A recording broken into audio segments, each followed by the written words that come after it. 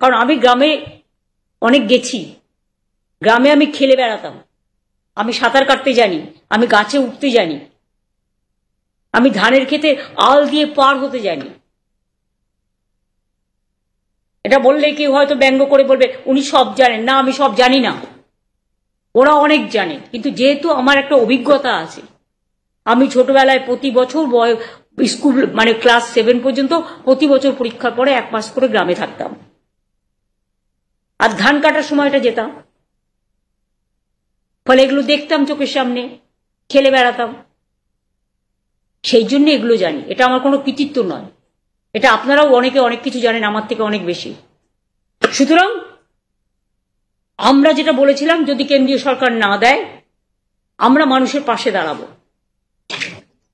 একটা কাপ চা খেলেও তাকে জিএসটি ট্যাক্স দিতে হয়, একটা শাড়ির দোকানে গিয়ে শাড়ি কিনতে গেলেও তাকে জিএসটি ট্যাক্স দিতে হয়, একটা সোনার দোকানে গিয়ে সোনা কিনতে গেলেও তাকে জিএসটি ট্যাক্স দিতে হয়। এর থেকে আমাদের যেটুকু ভাগ সেটা তো পুরো দেয় না, যেটুকু আমরা পাই সেটাও পুরো দেয় না। সেই টাকা থেকে মনে রাখবেন, আমাদের অংশটার মধ্যে থেকে আবাস যোজনায়, মানে প্রধানমন্ত্রীর নামে আবাস যোজনা করেছে, তাতে 60% টাকা ওরা দিত, দেওয়ার কথা 100%, কারণ ট্যাক্সটা যেহেতু এখান থেকে কালেকশন করে নিয়ে যায়। আর আমাদের কত দিতে হয়? 40%। তাহলে এবার বলুন, গ্রামীণ যোজনা, আবাস যোজনা রাজ্য সরকারের ডাইরেক্ট টাকা ছাড়া হবে? নামটা হবে প্রধানমন্ত্রী। কই, মুখ্যমন্ত্রীর নামে তো আমি কোনো প্রোগ্রাম আজ পর্যন্ত করিনি, কেন করব? কাজে মানুষের পরিচয়। এমন কোনো দুঃসময় আসেনি যে আমাদের নামে স্কিম করতে হয়। স্কিম করতে গেলে বড় মানুষদের নামে করো, বীরদের নামে করো, বীর জওয়ানদের নামে করো, যারা সমাজের সংস্কৃতির গর্ব তাদের নামে করো। বাংলায় অনেক ভাষা আছে, সেই ভাষার মান উত্তরণ করো, উন্নয়নের নামে করো, কিন্তু নিজের নামে program no, I don't support. এবার আমি এটাও চাই না একদিন না একদিন সব মানুষেরই জীবন শেষ হয়।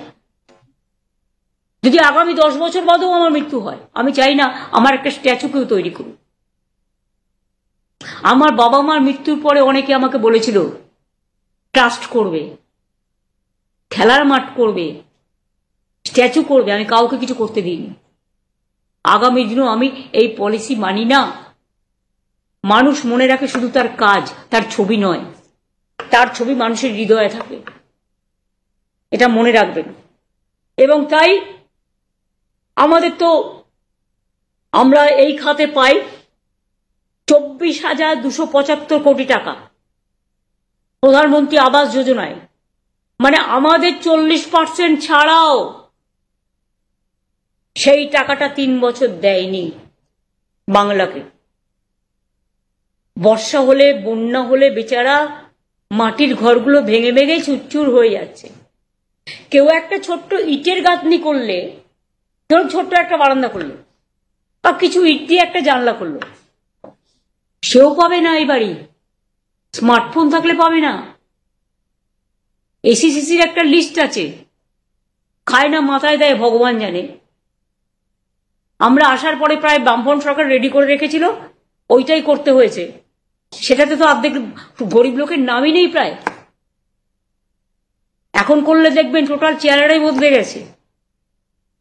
তা সত্ত্বেও মনে রাখবেন যে আমরা বলেছি আমাদের টাইম টু টাইম, এখনো যতদূর আমি জানি 36 লক্ষ মাটির বাড়ি সারা বাংলায় আছে।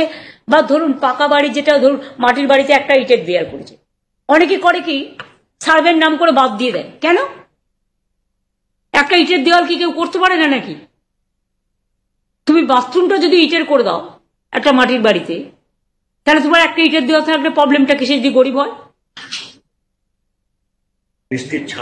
তার বৃষ্টির ছাঁটে টোটাল দেয়ালটাও তো ধুয়ে যায়। একটা বাড়ি অর্ধেক ভেঙেছে, তুমি অর্ধেক টাকা দাও। আরে একটা মাটির বাড়ি, এটা হচ্ছে সহজ বুদ্ধি, যে অর্ধেক ভাঙলে পুরোটাই পড়ে যায়, কারণ মাটির ভিতটা নষ্ট হয়ে যায়। কারণ আমি গ্রামে অনেক গেছি, গ্রামে আমি খেলে বেড়াতাম, আমি সাঁতার কাটতে জানি, আমি গাছে উঠতে জানি, আমি ধানের ক্ষেতে আল দিয়ে পার হতে জানি।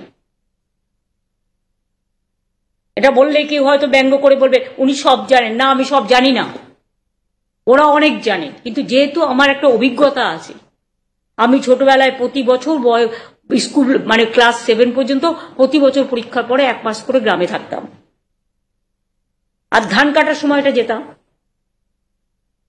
ফলে এগুলো দেখতাম চোখের সামনে, খেলে বেড়াতাম, সেই জন্য এগুলো জানি। এটা আমার কোনো কৃতিত্ব নয়, এটা আপনারাও অনেকে অনেক কিছু জানেন আমার থেকে অনেক বেশি। সুতরাং আমরা যেটা বলেছিলাম, যদি কেন্দ্রীয় সরকার না দেয় আমরা মানুষের পাশে দাঁড়াবো।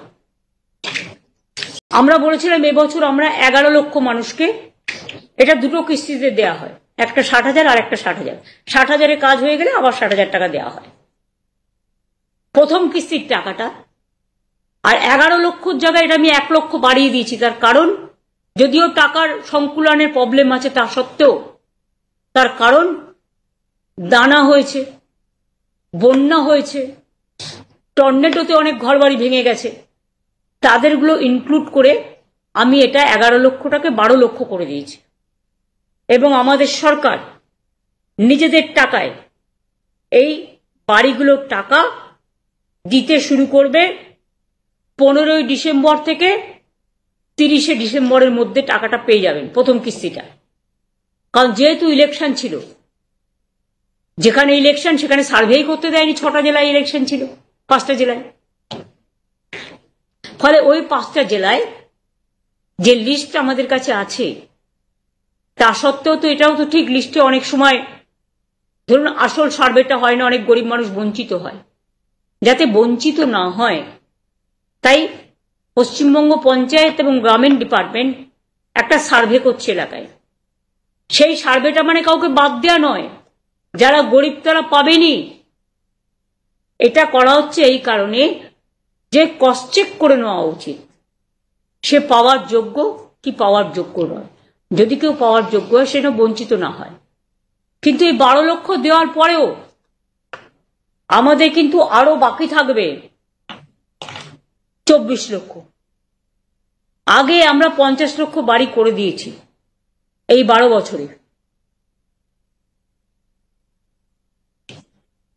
আরো 24 লক্ষ বাকি থাকবে, সেটা আমরা ফেজ ওয়াইজে যখন আমাদের টাকা অ্যাভেলেবেল হবে